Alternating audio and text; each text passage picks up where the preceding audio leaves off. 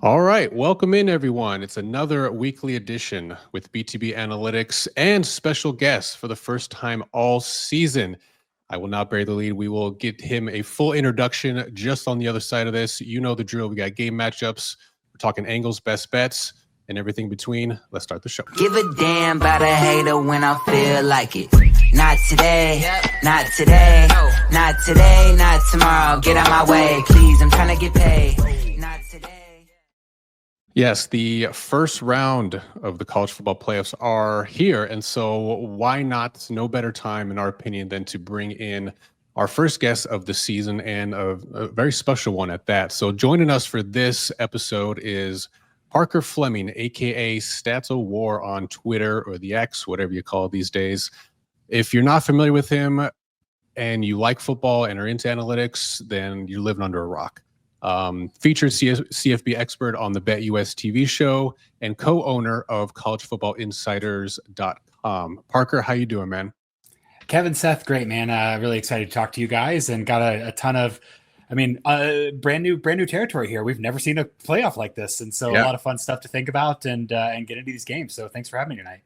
Yeah, absolutely. It's our pleasure, man. We're excited for the conversation here. So, yeah, we're going to talk about all of the first round matchups here, plus a little bonus one. Let's start off with that. And how about with the Army and Navy game? So let's pull that up here. So this one, I mean, how doesn't get more classic than this? Go Army, beat Navy. Seth, you're going to be at this game. So I'm going to this game. I leave Friday. I'm super excited. I'm going with my father-in-law who's in the Army. So we're going to have a blast. It's also the 101st Army Navy game. And he happened to be a colonel in the 101st Airborne. So it's like double whammy. First Army Navy game for me. It's going to be cold as hell, but I'm not going to be able to complain because I'm going to be around super alphas. So, I'm getting as warm as I can, while I can. But no, this is going to be a good game. Yeah, agreed. So this one, we don't no official model play for us in this one. We don't show an edge. This currently is at 6.5. We make the number 7. Actually, open technically at 4.5 in favor of Army over at Circa. Yeah. I want to maybe just kick it off to you, Parker, to get your initial thoughts, and then we can kind of kick it back and forth here. So, again, classic matchup where every year possessions are at a premium for this matchup, right? And Army, we just know what's going to happen. Army is going to try to run the ball with their high potency rushing attack. So what's your visceral take on this game, and who's going to win? Yeah, I'm showing a similar kind of lack of edge on the side here, except in the more conservative direction, a little bit more favoring the underdog. I'm at like 5.5 here, so not a huge differential there. I will point out I did go to this game last year. I think it should be a bucket list item for every college football fan. Go with someone who went to Army or Navy or who served and just have a good time. It was great walking around the parking lots and get to see folks and just experience it all. It was truly a great game day experience. But yeah, like you said, I think last year, depending on when you bet, the over did hit pretty late there and was a competitive game. So obviously, throughout the timing in the week, the over means something different. But I don't have an edge on the spread here. I do have kind of a lean towards the over here, just because the quality of these offenses is reaching heights that we have not seen from the service academies, before. Navy is 45th in opponent adjusted EPA per play. Army is 22nd. Again, just a descriptive metric to say how well they've played given their schedule. And when you break that down, Army really, really solid against the rush and in the drop back, 10th in EPA per rush, 8th in EPA per dropback. Navy's 34th and 33rd in rushing and dropback on offense as well. So a lot of potency out of both of these offenses. Obviously, a ton of rushing from these two teams. Navy is 132nd in my rush rate over expected metric. Army is 134th, where being at the bottom of that list means you're rushing more. It's exactly what we'd expect out of both of them. One thing to watch for me really is kind of where the rubber meets the road is Navy's offense versus Army's defense here. Navy's offense does not generate quality possessions well. I call a quality possession metric ECHL, named after a Navy fullback, ironically enough. So this is the game for it here. Navy's 119th in ECHL rate. Their Army's offense is 73rd. So that's 33.3% of possessions. Navy's generating a quality possession. Army's allowing a quality possession on 41.5%. But in terms of finishing those drives, Navy is 5th, 4.68 points per quality possession. Army is 16th, 2.97. We saw that North Texas game, for instance. I think North Texas had first in red zone like 3 times in that game and came away with no points. Just a really, really good bend don't break. These offenses are very, very good on both sides of the ball, and you see that kind of finishing ability from Navy's offense should test this Army's defense a little bit. So I actually think the over is interesting here. It's low enough. You hit 40 points. Both teams just scrape and flirt with the 20s. You're doing okay here. It feels like sacrilege. It feels like I'm holding my nose a little bit, disrespecting the troops. But I think we're going to get some points this year. These are not your grandfather's Army Navy offenses, right? They're modern. They're moving the ball around. They got some athletes, and I'm interested to see how that translates into game state here. But I'm on the over for this one. Yeah, and I think the current market's sitting here at 39, opened at 41, so we're seeing a little bit buying down, but this would be maybe the floor, and you're probably going to see or might see some buyback. Is the weather going to be bad? For Army Navy, I think it would be considered perfect. I think it's supposed to be like 35 degrees. I don't even think it's supposed to be overcast. Game starts at 3, so I think this is just going to be. I don't think weather is going to play a factor. Yeah, I don't have any. All the numbers that I highlighted, you highlighted for us, Parker. I couldn't agree more with that analysis. The one thing I did want to ask you, and we've struggled with these two teams in particular, and it's kind of funny that we're here at the end of the season with how we look at these rosters because of the service academies. They don't recruit like normal, and it's a little bit more difficult to kind of quantify how talented these rosters are not.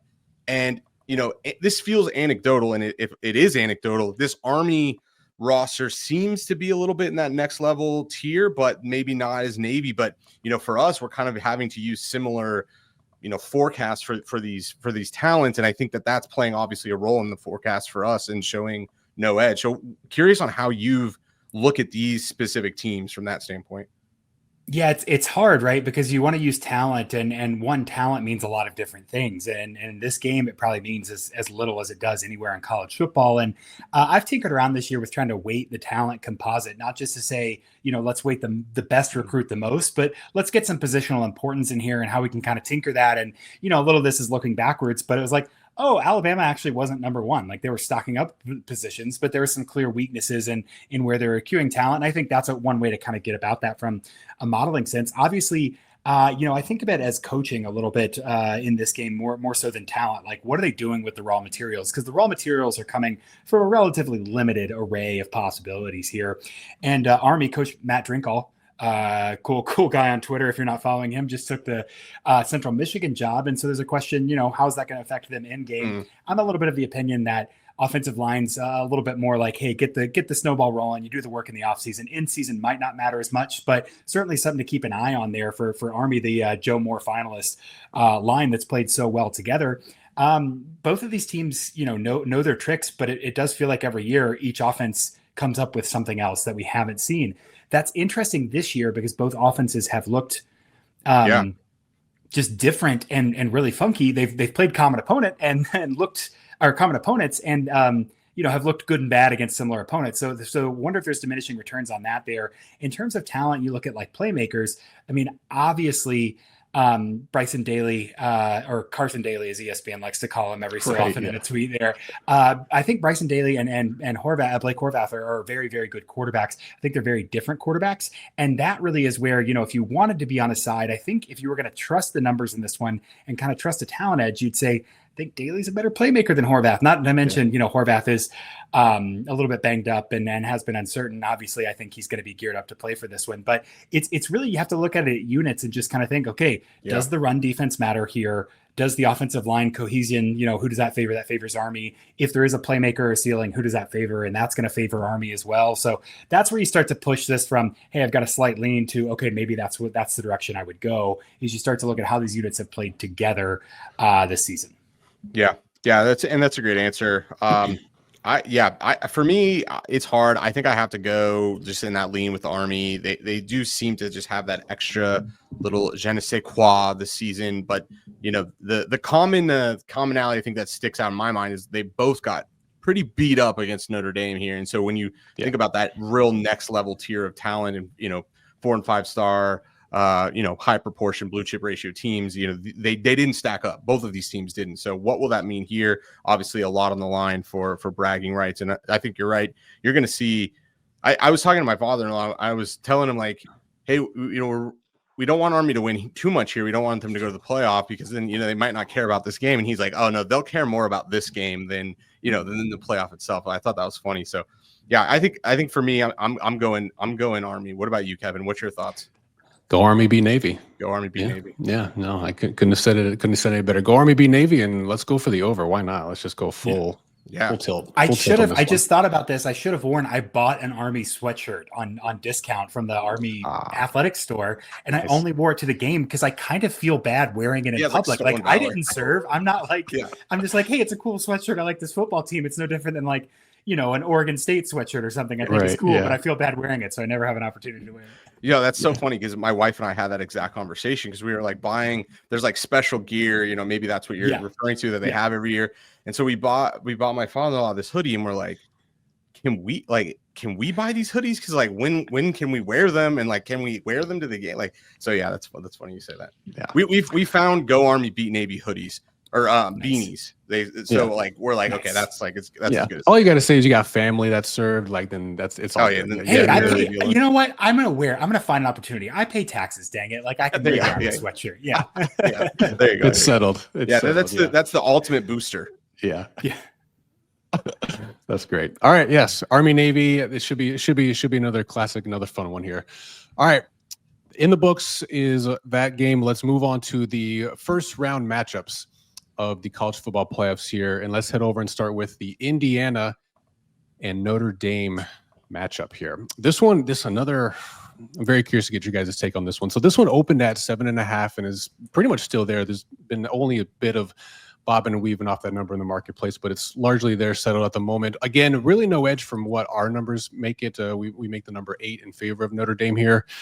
And this one to me, Seth, feels like kind of one of those quintessential like strength on strength situations here where Indiana's offense, generally speaking, versus Notre Dame's really stout defense. And kind of segueing or going back to the conversation we just had about talent in the Army-Navy game, I'm wondering how much that ultimately plays a role in this one here, because in the two games that Indiana has struggled with was Ohio State, highly talented, and Michigan, another highly talented team. So is that, Seth, in your opinion, maybe the kicker in this one, despite what the on paper metrics say? Yeah, and we've been harping that kind of all season when it has been opportunities to play these bigger, like I said, blue chip ratio, top of the pile teams. We have seen them not have as much success. Now, that Ohio State game, I think, is a little tricky because if you take a couple explosive plays away, that box score looks completely different. And can Indiana, get some of that back and play here in-state rivalry? So they're not going to have to travel very far, which is obviously a big win. But you're exactly right. We have Indiana as the number 2 pass EPA team in our database, 57th against the rush. But we have Notre Dame as the number 1 pass defense and 44th best rush defense. So again, strength there for the passing defense of Notre Dame going up against the number 2 passing attack here for Indiana. And then Notre Dame, they run the ball very well, but Indiana stops the run. Notre Dame number 2 in rush EPA. Indiana is number 5 in defensive rush EPA. So again, this is going to be strength on strength, in my opinion. It is going to be rock fight doesn't feel right, but this feels like a more Big Ten game to me. The question that I have is that exact talent aspect. How much can we put on that, or should we be discounting? You can see the model is kind of right on market there. It doesn't really lean in a direction. And I'm just curious. We've seen this team bounce back after that loss and go into Purdue and just do work, and I guess, and try to put an exclamation mark on the season. And is that like, you want to hang your hat on that, but again, it's another example of them being able to do whatever they want to, whoever they want, other than these big programs. And I think that's interesting. The other thing I want to point out here is Indiana has some interesting numbers. They are 18th in defensive equal rate over expected. So like Parker was highlighting, and for a metric that we like to use, what is it kind of an average defense doing? And this team is a team that is they're the opposite of bend don't break. They are a break team. They don't let teams get to the 40, but once they do, they're 94th in our database in points per equal. So they're giving up points once teams are able to drive. So what's that actually look like here? And in this Notre Dame team where they've had offensive success, is that going to just be something they can churn out there? They're just going to fly through there, and their drives are just going to result in touchdowns and not field goals. So I tend to you're going to hear me. I'm just super chalky. Like these matchups are just like they kind of all do favor the higher seed or the better seed. Yeah. Okay. Yeah, I don't know, Parker, from what your numbers have out from what you've seen, is this do you agree with that, or do you see any edge in this game either way? Yeah. Again, I think these lines are pretty sharp. I try to model mine that I'm putting out this year is like setting the opening line. And I have this about Notre Dame 5.5. So I'm a little bit higher on Indiana. I was higher on Indiana in the Ohio State game. I think I had that by about 4.5. So a miss there in terms of the mean absolute error. And against the spread. But just speaking to Indiana's power rating, I do think that what they do is sustainable. There's a couple elements that are sustainable. Obviously, Seth, you point out the echo rate warms my heart. I'm like, people saying echo is the funniest thing in the world to me, like just because it's the stupidest name for it. And it's great. I love that it's useful, and that's a lot of fun. It's useful. Notre Dame's second year in a row that they have had the number one pass defense with the injuries they've had to back there. Really, really impressive. And that rushing number being so high. I mean, think about the conversations we were having about Notre Dame's offensive line in August, where they're losing 2 NFL guys. Yeah. They have an injury in fall camp. They're starting a true freshman, and man, they have held up a lot better than anyone expected. Really, really impressive from them. Indiana on offense, the sustainability for me, I think, is a couple of points. One, early downs EPA, they're third overall when the field is kind of open, and on third and fourth down success, they're eighth. So it's not. Sometimes you'll see a team that's good, like I think we're talking about Western Kentucky on my show today. And like Western Kentucky is very bad on early downs, and they're great on late downs. They're like, okay, you're good on third and fourth down against the Conference USA. Your offense has a problem. Like, you're not actually good. There's some cracks in the foundation there. Indiana is very, very balanced there. It's not like there's this obvious weakness of opponents that they are exploiting. Now, that being said, when did we see Indiana struggle? We saw them struggle against high talent teams, absolutely, but specifically high talent teams with disruptive defensive lines, the physicality and the pass rush. And I think the physicality of the pass rush is what you would say to explain this Notre Dame defense. You got Mills, Tuimalaka, I botched that name. We'll just skip past it. Cross and Young have just been so good. Mills and Cross last year were among the top 10 in pressures from the interior in terms of all of college football. Wow. And they've held up that performance again this year. So very, very disruptive. I think that if this holds up, Notre Dame's run defense can kind of stuff Indiana, kind of constrain them on early downs.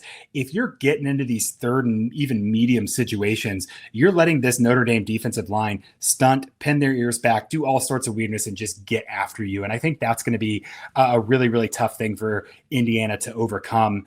I know Rourke's been banged up at different times this year, and we'll see kind of how he handles that pass rush. I do look at this as teams as kind of mirror images. You said best on best. I have this as Indiana number 2 in EPA on offense, 17th overall on defense. Notre Dame the inverse, 16th on offense, 4th overall on defense. So really, really good matchup.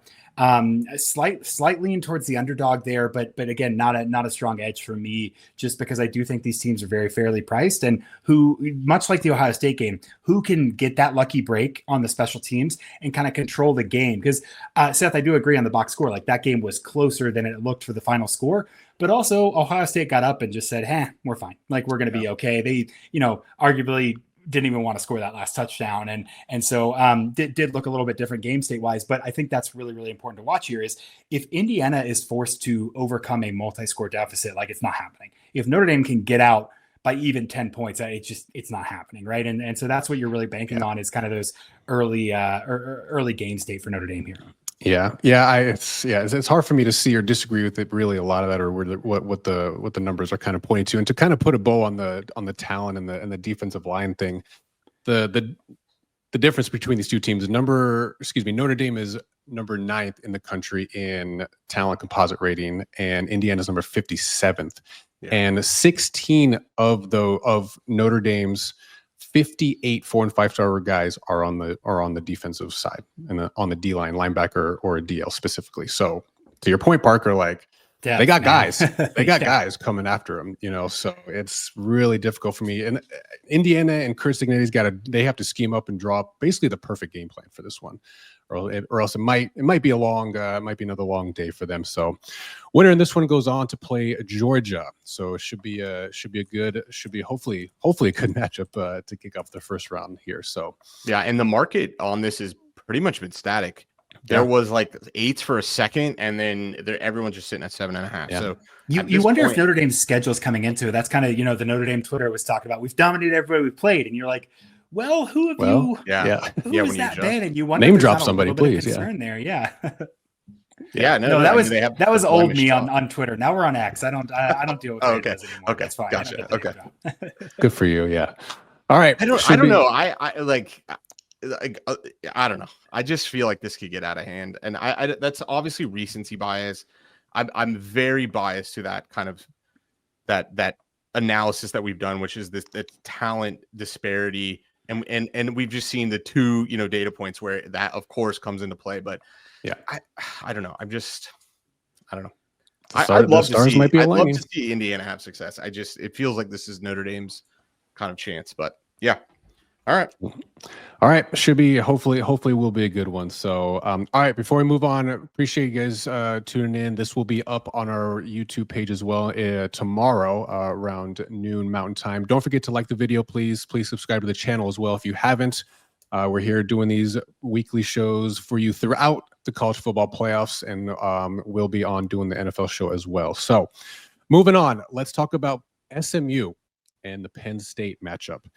So Parker, I was able to tune into your show. I think it was yesterday or Monday, I forget, where you and the guys were previewing all the first round matchups, and there was basically consensus amongst you guys, and you were all on Penn State, or just really liked what your guys' numbers were showing for Penn State here. So, and I wanted to be contrarian a little bit here, but I'm struggling on to find an angle or to find some numbers that allow me to be contrarian here, similar to the talent issue we just talked about here. How much do you think that plays a role in this one, Parker? And I know this is not something that's really like a quantitative element, but it's been the scuttlebutt basically since the start of the year, and basically every year since Franklin has been at Penn State, and that is his inability really to come through in the clutch and win big games, win versus ranked opponents. So how do you kind of juxtapose those couple things with what your numbers say, and how do you think this game plays out? Yeah, I think the scientific way we talk about this is unobserved heterogeneity. What are we not capturing in the numbers that is there? The technical term for that is also vibes, right? Like the vibes matter a little bit, and we have to incorporate those. It's interesting with Franklin because I feel like it's a weird almost selection bias because he is under the spotlight so much, playing top 5 teams so often. But then there's also kind of that meme that he knows the line, and he scores that last touchdown to cover as well. So those feel kind of diametrically opposed, and yet he gets both of those there. This is interesting. Check me on this. I'm sure you have this in front of you. SMU's top 25 composite, or are they top there? I think that might be including next year's recruits. I have them at 25. Yeah. So they're top 25, and they've done a great job at the transfer portal. It's really interesting, the perception of SMU. Like, this is not the Sonny Dykes SMU team. Like, hey, we're going to sling it, we're going to score 70. Although against TCU this year, they almost did. They're a very defensive minded team, and they have a legitimate couple NFL guys on that defensive line. They do have some talent there. They're 5th in EPA per rush on defense, 14th in EPA per dropback. Really, really stout defensively, and that's given the offense some room to grow throughout the season. We've seen them, be a little tumultuous at times, figuring out the quarterback situation and all that. And when they're gelling, it's the defense that's giving raise to the offense and setting them up for good situations. They're 17th in starting field position on offense there, and you could see that from the defense getting some turnovers and helping them out. That being said, it does feel like there's a little bit of a mismatch for kind of what they want to do. They give up their 10th in dropback success rate allowed. They're 14th in EPA per dropback, so allowing a little more explosiveness than success there. A little bit prone to the explosiveness, and that's what the Andy Kotelnicki offense wants to do for Penn State. They want to line Tyler Warren up at center and run triple play action and find him wide open in the end zone, right? Just scheming up these diabolical plays to get those big explosives. So whereas SMU's been good against the success rate, they are a little more vulnerable to those big plays, and I think that's going to be a problem in the pass game, and figuring out how they can mitigate that best threat for or that best option for Penn State. Then on the offensive side of the ball, they are passing much better than they're rushing, 9th to 39th in the pass to the rush. But Penn State is top 10 in both. They are really, really solid, great at finishing drives defensively. Penn State is 6th in points per echo, and Penn State's 20th on early downs EPA. Holding opponents to negative value on those early down plays. So you can see if this kind of becomes a rock fight, that almost works for Penn State, because they want to say, we're just going to grind your offense to a halt. We know we'll dial up the explosives. Like, we know the diabolical play is coming, but I don't think the talent gap is as big as the perception of the talent gap is, especially with regards to SMU's defense. And the cold weather this is the one I've circled as like, this might be an issue. I kind of joked right when they announced, hey, we're going to do on campus first round games. And you knew, like, okay, Penn State is not going to be top 4, but they're going to be in the playoff. Like, that's just how the schedule is going to break out here. But it's kind of a situation of like, oh, you're not locked into Happy Valley with like, you're not locked in here with me. I'm not locked in here with you, right? Like, whatever that saying is that I just totally botched there. But it is a kind of like, welcome to the Thunderdome. It's going to be cold. They're hoping for some bad weather, and kind of saying, you're going to have to come up here and you're not going to run fast. We're going to hit you hard. And I think all of that is just, again, anything you can think of kind of outside of the numbers as well, just tilts towards Penn State here. So what do you make this number? Because if we don't regress to the market, our raw model number here is 11.5 for Penn State. Yeah, mine is one of those where I said, hey, if I'm off by like 9 points, I'm like, oh, something's going on. I'm Penn State by 2.5, and I don't trust that farther than I can do it. So that, in fact, is so far off where I'm like, nope, I'm clearly missing something about like cross conference. I don't love this at all. Maybe that's a little skittishness about SMU for me, and I'm not trusting the numbers there. But yeah, that's one that had me scratching my head a little bit. So if you just blindly trust the number, you'd say SMU is a dog, and maybe if you believe the rock fight narrative, it's gonna be a little closer than it feels. Is probably the best case for SMU there. Yeah, and I mean, these teams have had very different schedules as well, and we've kind of shit on the ACC a lot on the show, and so it does feel like Penn State's had a much tougher path here. I agree totally. The defensive numbers here, I think, where SMU is going to have a chance, right? They're going to have to really step up defensively and complicate what Penn State's going to do. But I have to say, recency bias here, that Oregon game, if you're a Penn State fan, this feels a little bit like the stars are kind of aligned. You lost a tough shootout to Oregon, the number 1 team, but then you get to play SMU at home. If you win this, you get to play Boise. You're going to be favored in both of those games, probably. This is your shot, right? So, this, if Franklin can ever, beat this narrative, to me, this is, it has to be chance, now. Right? Yeah. It almost feels like, okay, if we're like, don't read too much into this. In 8th grade, I had to wrestle a girl. Just not like casually. Like, I was on the wrestling team. Oh yeah, she was on the wrestling team. You got to do what you got to do. And it's a lose-lose situation, right? Like, it's fair. And not that's far too that I'm walking on thin ice all over this here, but like, it's kind of a situation where, like, middle school me, if we go in that world and we sit there like, okay, I either win this convincingly and no one cares, or I lost to a girl and I can't go to middle school on Monday, right? And a little bit there's that element with SMU and Arizona State of just saying like, hey, this is a mismatch of opponents, like you should win these both handily. And it feels like, if they do nothing less than get to the Final Four, that's going to be held against them, even though it's hard to win these games, and those are 2 good teams. Yeah. To me, I think back to that Louisville game where SMU just couldn't keep up, and it feels like that, to me, is more of the game state we're going to see here, where Penn State's going to be more of the Louisville, if not a Super Saiyan version of that. And that game state really just kind of sticks out in my mind. And I don't know. it's tough to trust this one. We're putting quite a lot of weight on the market, obviously, with such, with so many eyeballs on so few games. We think these are going to be pretty efficient numbers, but it's just, if this game gets out of hand, it does feel like one of the ones we're going to look back and say, yeah, that one. Yeah, we saw it. Yeah, saw it coming. Yeah. Yeah. All right, Parker. The people want to know. Don't bury the lead here, man. I did win, and again, I want to apologize. I wasn't suggesting anything, bigger than that. My middle school embarrassment there. Good. But yeah, it's and a win is a win. A win is a win. And look, I was 500 in my career. I needed all the wins I could get, so I will not complain about it. Oh, shut up. Good stuff. Good stuff. All right. Yeah, SMU, Penn State, Steph, you mentioned it. Winner goes on to play Boise. Yeah, hopefully the stars seem to be aligning for Penn State. We'll see if it's in the cards for them or not. Any thoughts, Kevin, here for you?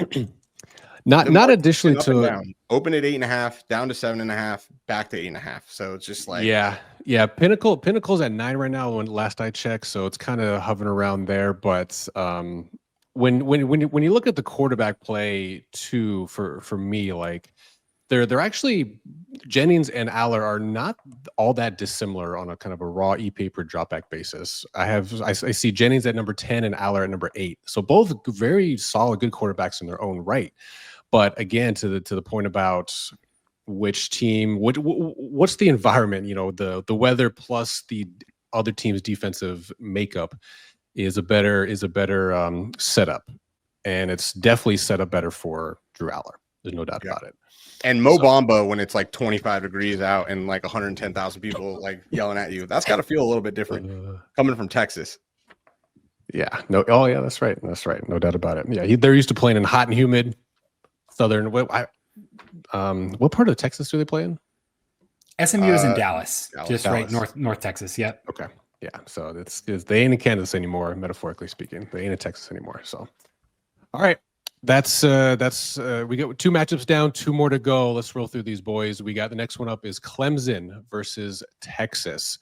Winner of this one goes on to play ASU. So this one technically opened at 8.5 at circa, but it basically almost immediately jumped to 10.5 and 11. Most of the books are kind of there right now as well. So I guess technically, at least you could say there's no market love for Clemson at the moment. This is, of the 4 first-round matchups, this is the largest spread of the slate. So Texas, though, Parker, it's one of those kind of funny things to me. Like first year in the SEC, and they make the SEC championship game, but if you look back, kind of just in hindsight, 2020 vision type of thing, they don't currently have any wins versus current top 25 teams.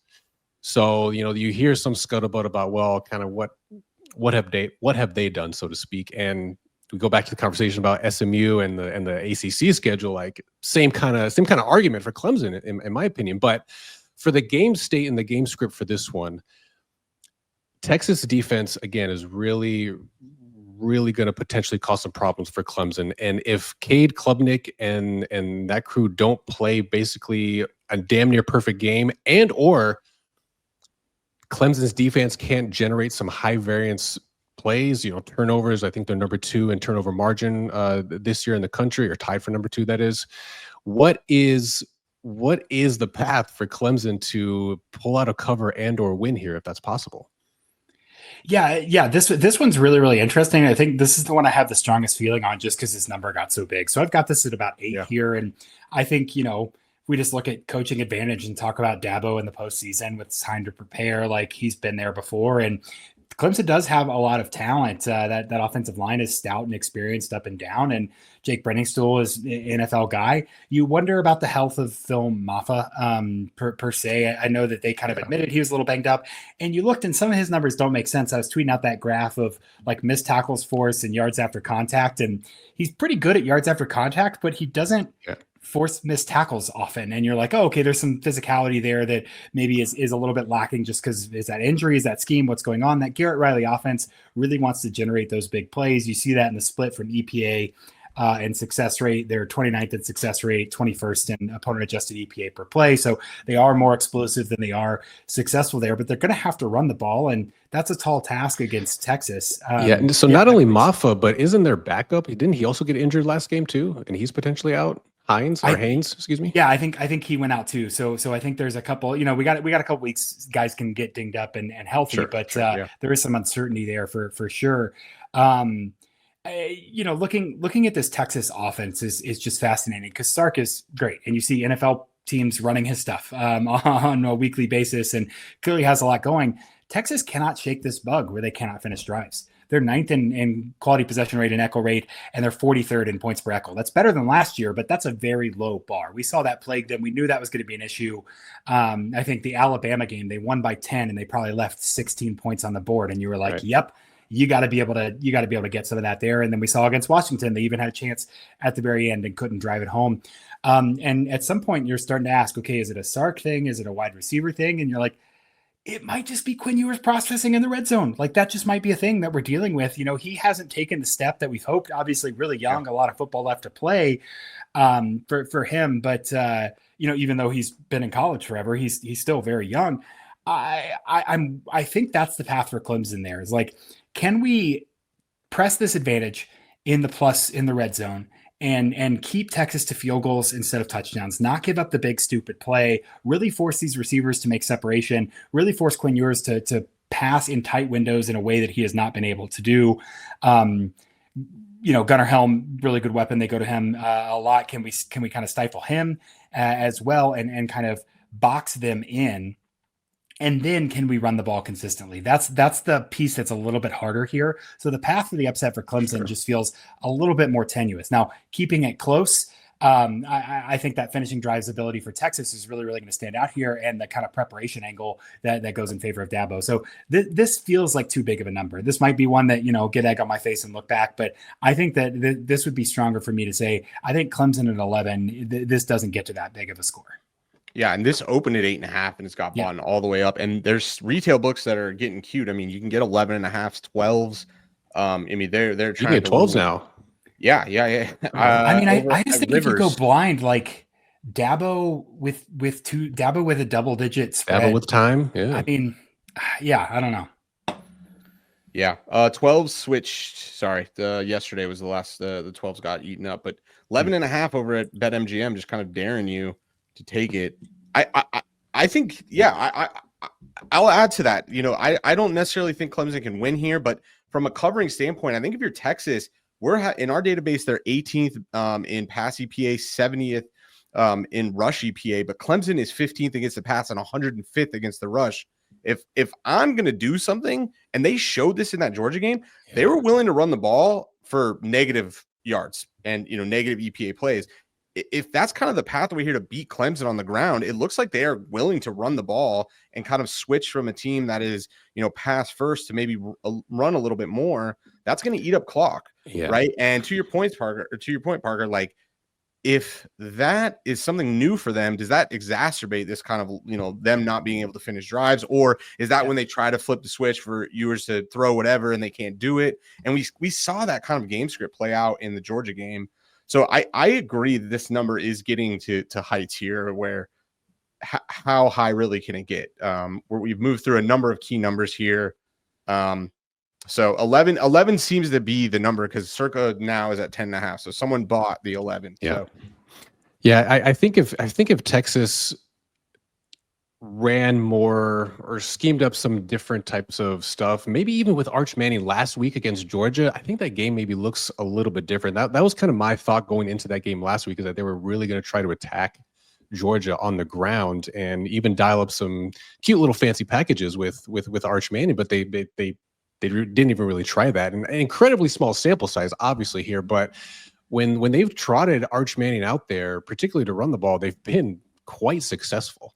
But to go a little game theory there, I mean, Sark has said as much. Like, we don't want to put everything on tape. And this, I hate this. This is contrarian to everything I believe about college football. Didn't really matter last week, right? Yeah. Like, if you sacrificed everything to win that game, you would have fulfilled your own destiny and done that. So even in this game here, can Texas win this without running out the Arch package? Like, ideally, you want that out there in the championship game, right? And saying, hey, I haven't had to use this the entire time. I haven't had to break the glass, and now I can do that stuff. And so that at least I think speaks to kind of the point of like, hey, if Texas can be vanilla and just win this, I think they're going to try to not show anything that they don't have to here. Well, and let me remind you, they did have one package where they showed Arch with the fake 4th down quarterback sneak. So that was pretty fancy. Yeah, we got to give credit where credit is due. It worked, and it worked. And more importantly, it worked. I suppose so, yeah. But so I that's one thing, just kind of a side story to the main plot, so to speak, that I'll be kind of keeping my eye on to see how Texas can try to attack that. So we'll see. I mean, this potential. I mean, do you guys think that this one as well has the potential makings of or it doesn't sound like it. I think you guys collectively are thinking 12 or 11 might be too much here. So you guys really don't see this one getting out of hand, it sounds like. No, I expect this to be close. I'd be on Clemson here. Yeah. It's hard for me to see the game state in which all of a sudden Texas can just do whatever they want, however they want. It's not like Clemson's a bad team. Clemson is a good team, and when we've talked a lot about quote unquote dudes in this,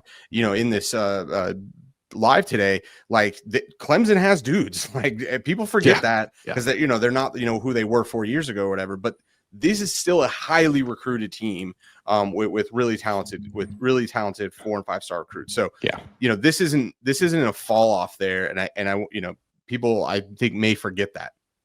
Yeah, fair enough. Yeah, and I don't think I mentioned at the start, but you can obviously see there on the screen. We don't show any edge on it, and we make we're right at market as well. So should be an interesting one. I don't know. We'll see. We got 3 down, 1 more to go, boys, and then we'll talk about some CFP playoffs and bracket angle stuff. So, last but not least, first round matchup. Let's talk about Tennessee and Ohio State. Winner of this one plays Oregon. Market is currently at 7.5. We make the number 8. So again, no real edge case for us in this one. Seth, open-ended question. How much concern do you have for Ohio State, or because of what happened last week with Michigan, or was that the outlier? I think Tennessee, how they're structured and how they might want to attack Ohio State is going to be very similar to what Michigan did, right? Michigan can't throw the ball. They haven't been able to throw the ball basically all year. I think Warren attempted, or you dropped back like 13 times or something like that. Nico is at least a little more capable, a bit. But that is definitely, I mean, if you're Tennessee, you got to be just like gawking at the game tape from that one and just like, okay, guys, here's the script. So again, I'll bring it back, outlier or concern for Ohio State in this one. Yeah, I mean, now to just briefly touch on that game, I think Michigan has gotten better week in and week out, and they've had a lot of moving parts, a quarterback, and in a number of different positions. So, you have that added aspect where they're kind of just getting better in, week out, and then it's the biggest game on their schedule, and this is like a religious event for them, so they're going to do rivalry week, but weird shit can happen. Yeah. And I agree. If you're Tennessee, I couldn't agree more. You want a very similar game state. When we look at the offensive side of the ball, this isn't as, isn't exactly the same as Ohio State, Michigan. We have Ohio State as number 2 in our weighted EPA offensive metric. Tennessee is 53rd. On defense, though, this is where Tennessee, I think, can shine. We show them 27th against the pass, 4th against the rush. But I think ultimately, if they're going to win this game, they're going to have to finish their drives. We have them in 29th in equal rate over expected here, but we have Ohio State as number 4 in points per equal defense on defense. So they're not allowing teams to finish those drives. And in my opinion, that is what Tennessee is going to have to do, and it's going to have to look something similar to that Michigan-Ohio State game. Can they do that, though? Are we going to get that kind of anemic performance from Ohio State after they've had, because they didn't play last week, right? They get like an extra bye. Yeah, wow. Yeah, triple bye almost. It's bad for vibes and it's bad for perception, but is it probably a better thing that Ohio State didn't have to go play the rematch of a playoff team? I wonder, they're going to have to do it again. Probably, I think there's an argument there. Is like, you're going to have to beat them. You don't want to lose to them again, and have all that issue. So I think there's an argument to be made there. I mean, Tennessee's so interesting because sort of like I mentioned with SMU, like they're a defensive team, right? Even with the Heupel offense, just because they have a younger quarterback now, and the vision was there. We knew the secondary was a little weak, but we knew that the defensive line should be good enough to give them a long leash, and that seems to be bearing out in kind of our numbers here. And my EPA numbers are very similar. There, I have Tennessee about 26th on offense, second on defense, adjusting for opponent. Ohio State's fourth on offense and first on defense. Where the Ohio State offense kind of goes awry is really just that they aren't that much more explosive than they are successful. And so that's really where you're going to see that kind of dimension of, hey, can we get the ball to our playmakers? We have this stable of wide receivers. Why are we running it on first downs between the tackles against these physical defenses? And want to see some variety there from Ohio State. I think we could say very confidently this is the best first round game by like a pretty good amount here, just from how interesting Ohio State has been up and down the season, and how Tennessee on offense seems to have this potential that they haven't necessarily tapped into. I mean, there's been a couple times, I think Nico's big time throw rate is only 4.3 this season. But he's had those opportunities. Think about the Arkansas game. He had a ball that, I mean, just a hair, just a little bit more anticipation. That's a touchdown. They win that game. No problem. And so you can see that he's a work in progress, but he does have the talent to hit some of those. And frankly, with this Heupel offense, we know that they want to exploit one-on-one matchups. Indiana got into this a little bit, but you can pick on these guys in isolation in Ohio State's defense here. They are, third in EPA per dropback. Jim Knowles is great at making adjustments, and their defensive line, and specifically the edge rush, is super disruptive. But those cornerbacks in isolation are prone to those pass interference penalties. And if you give Heupel 4 or 5 of those in a game, man, like that's all they need to kind of get super pointsy here, which I have this as a very low total.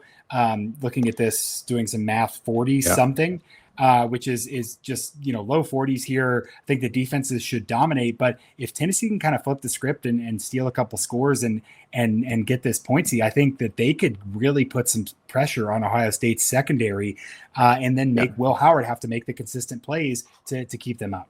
Yeah, a lower scoring game would certainly favor Tennessee in this one. Do you agree? And the market hasn't moved a ton, like anywhere from 48 to 47.5 down to like 46.5 now. So at least some early movement suggesting lower scoring game. But that's gotta play into the hands if that actually comes to fruition. Favor Tennessee. Would you agree?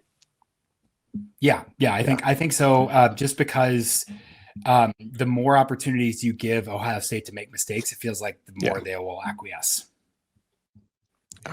This game does very much feel like if Alabama could play the 32nd ranked NFL team or whatever, this feels like the first time we're able to kind of get some of these, like, what if a Big Ten team could play a meaningful game against the SEC? So I'm here for it. At least no matter what here, I'm excited to just get the result of this.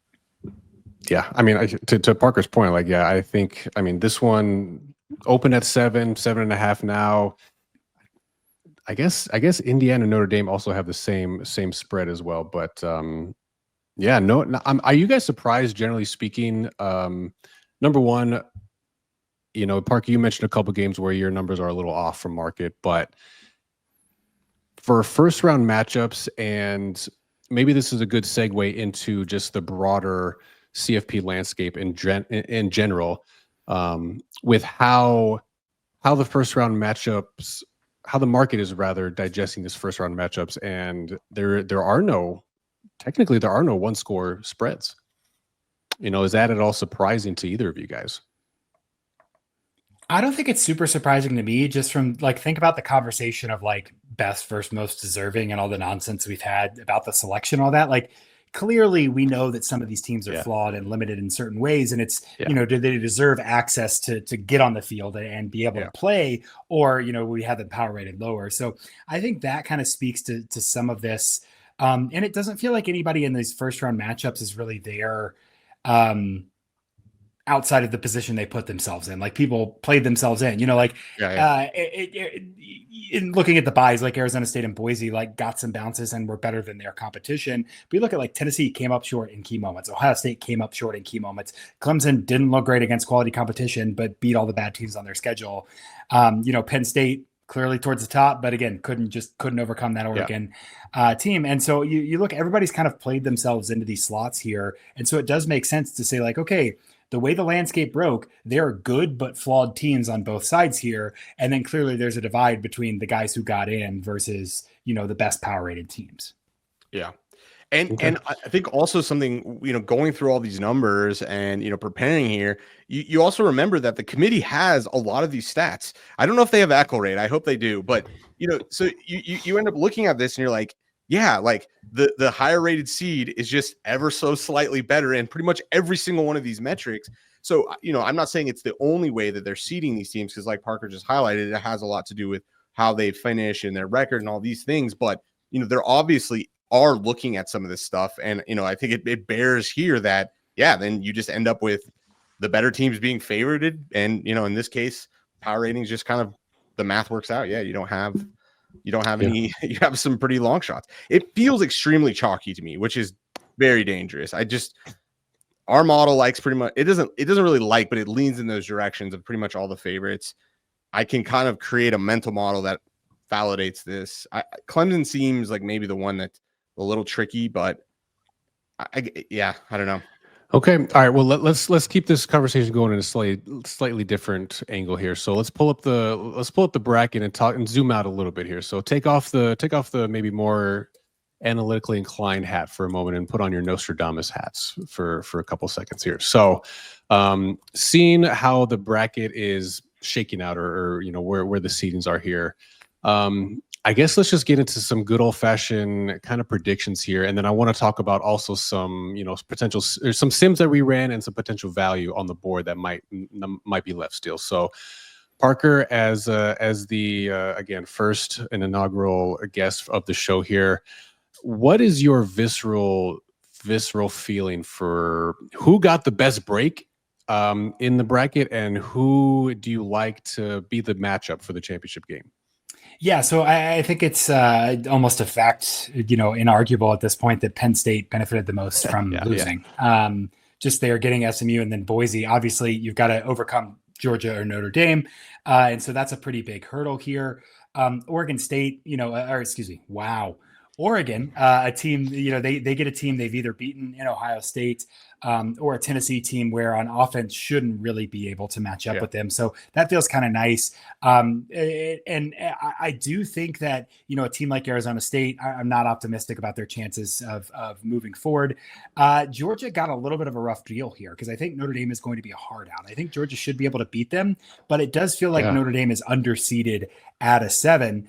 That being said, I don't want any action against Kirby Smart in the playoff. My prior is still that Kirby Smart ends up with the trophy in his hands this year. That's where I've been since beginning of the season, even when they lost to Alabama. I think that they can pull that out. So I haven't heard much about, I don't know if either of you guys have, but the potential, the Carson Beck injury situation, like how much does that modify your prior and what does that do to that team? He is out and they go with this power run situation. I mean, Carson Beck is top 10, maybe top 5. I haven't run it this week of most drops or yards lost to drops. Just if you assumed every receiver caught the ball and fell down, Carson Beck has really struggled with drops. The kind of vertical offense that they've had and wanted has just not been there this year because they don't have the athletes. I mean, obviously you lose Brock Bowers, you lose Ladd McConkey, like you don't have these get out of jail free cards, and they really struggled to move around that. So you wonder if getting out of their head on offense a little bit by necessity, by being forced to, doesn't help them a little bit, honestly, kind of play a brand of football that, one, no one really has a lot of film on, and two, is more inclined to, hey, we're just going to out talent you, which is the advantage they have in this bracket. Yeah. Okay. Seth, what about you? Yeah. I mean, well, I'm taking on my Nostradamus hat and I'm putting on the Sims hat here. I mean, that's what we do here, right? So I ran the Sims. We ran the Sims. We talked about them a little bit last week, but yeah, we identified Penn State and Notre Dame before last week, and now sitting here, those feel like really good spots, and we've seen CLV on both of those. And yeah, I couldn't agree with Parker more. I think Notre Dame feels like a steal. We're still showing edge here, 7 point, basically a 7 point edge. Yeah, let's pull the Sims up here so we can see here, so the good people can see what we got going on. So here. There's the 7th seed, our composite, and this comes from Massey Peabody. BTBR power rating and SP plus, those composite ratings for the power rating there. They're the 7th seed. We show them as the number 1 team, and we show their odds to win are all at plus 465. You can current best market in the number plus 850. So we show a ton of value. I agree. George is good. I think there's a ton of questions though with Beck. That could be good or bad. Yeah. I hear you there. And then Penn State clearly at this current number, it's obviously the value's gone, but I think we got, what did we give out? Plus 1,000? I got plus 2,000. Or yeah, well, preseason. I think when we ran it last week. So yeah, I don't know. I like those. I like Notre Dame. I think Notre Dame has kind of been able to kind of fly under the radar. I'm curious, Parker, where do you have them in adjusted EPA for Notre Dame? In terms of in terms of power rating, which is factors in a couple other things too. Yeah. I have Notre Dame 4th, but I have Oregon 1st, and then I've got Texas, Ohio State, Notre Dame, and Georgia all within about a point. In that order. In terms of adjusted EPA, let me scroll. StreamYard always makes my computer just do a little happy dance. So give me 1 second to pull this up. Yeah, no problem at all. In net adjusted opponent adjusted EPA per play, I also have them 4th, 16th on offense, 4th on defense. Okay, so given that quote unquote weaker schedule, they still have like dominated teams and had a very successful per play basis there. So I don't know. To me, I think that's where the value bet. Who will actually win? I don't know. Ohio State feels like maybe there's some value there. You're buying them at the bottom. I guess let's say that. In my opinion, I think you're getting a discount. This was I think the preseason betting favorite. So obviously being able to get them now at plus 550 is probably not all that different than what you could get them at that point. But it does feel like you're buying a bottom here. You can see there is some value on the dog. So any of you sicko degens out there. You can get, Indiana plus 4,000. There's a tiny bit of value. SMU for crazy enough plus 5,000. ASU plus 6,600. Does that interest you, Kevin? No, it does not actually. I want to root for them. I want to root for them. I don't want to hold stock in them. I think that the argument for Ohio State, like buying them at the bottom, absolutely, is also just like the arc of college football tends towards what's funniest. And Ohio State winning the national championship this year after all of this nonsense would be very funny. So, okay, just one more quick convo on one of the teams here. We didn't talk about Oregon really at all in that conversation or during any of the previews because they have a bye, obviously. But I've heard basically we've talked about them on this show that they seem to be one of those teams, Parker, where just week in and week out, they just handle their business. And like, there's very little controversy around them. They're playing very well. Number 1 seed the entire season, pretty much. And then once the CFP rankings came out and the bracket and all that, like, oh, Oregon got screwed. Like, oh, they got the hose job, like no benefit or no kickback basically for being the number 1 seed. So I don't know if I agree with that part per se, but what is your feel for that team generally? And I hate to say it, but RP Pac-12, first year leaving the Pac-12, and then you are the number 1 consensus seed going into the CFP ranking. Like it's going to break my heart if they ended up winning it for that element alone. But is their chance as good as anybody else's to win? Yeah, I think so. And I think the biggest highlight there is just like looking at Dylan Gabriel's numbers last year and this year, like his big time throw rate is down. His turnover worthy plate rate is also down though. His average depth of target is down from like 10.2 to 6.9. Very clearly Will Stein and Dan Lanning have a good sense of who is on their team and what they want to do with them. And I think that is having a strong sense of identity is very difficult in college football and kind of knowing what you can and can't do. I think they had to work through that. I mean, obviously the Idaho and Boise results were not good and not what you want out of a championship team. But when it mattered against Ohio State, they put some stuff on film, they moved some stuff around and were able to kind of annoy Ohio State in a way that I don't think Ohio State was necessarily prepared for there. So I don't think that they are anywhere near this kind of like certainty, wagon, really like overwhelming favorite here. They're fifth Sure. in the EPA numbers. Their defense is down at ninth. And they're not, first by a huge margin. In the power rating, I think they're only ahead of that group by about a point as well. So it's not like in years past where we've had a clear consensus number one. I think that they struggled early and then won against Ohio State and then just took care of business. That Penn State game was a little closer for comfort than I think, really you'd want if you're kind of expecting Oregon to come in and be dominant.